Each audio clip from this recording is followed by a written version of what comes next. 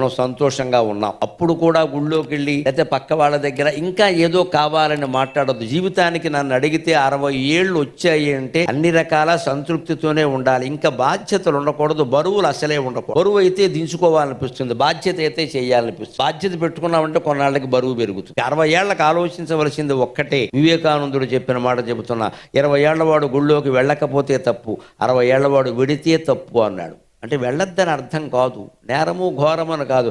60 ఏళ్ల నాటికి గుళ్ళో ఉన్నది నీ గుండెల్లో ఉన్నది ఒక్కడే నువ్వు తెలుసుకోగలగా. అంటే అర్థం ఏంటి? మనకు వేదం ఏం చెబుతోంది శాస్త్రం అంటే 60 ఏళ్లకి నువ్వు ఊరికి పెంచుకోక, ఇంకా ఆముదం జిడ్డులాగా ఇంకా ఊరికే మా అబ్బాయి సెటిల్ అవ్వలేదు, అవడో నువ్వు సంపాదిస్తున్నది కత్రం వాడు అవడో, వాడు పేకాడతాడు, వదిలేసి అడుక్కు తినమని చెప్పి వాడే అవుతాడు 3 రోజులు. వాడి సెటిల్మెంట్ నీకు సంబంధం ఏంటి? ఇక్కడ వాడికి పెళ్లి ఎవరు అని చేసుకోమను, నువ్వు ఊరుకో. అంతేగాని మనం ఇంకా 60 దాటినా 70 దాటినా 80 దాటినా వాడు సెటిల్ అవ్వలా, వీడు సెటిల్ ఆడుతున్నాడు, నువ్వే నీతో సెటిల్ ఆడుతున్నాడు యమధర్మరాజు ఇక్కడ. రేపు పొద్దున వస్తాడు, ఇక్కడ ఏం చేస్తావు?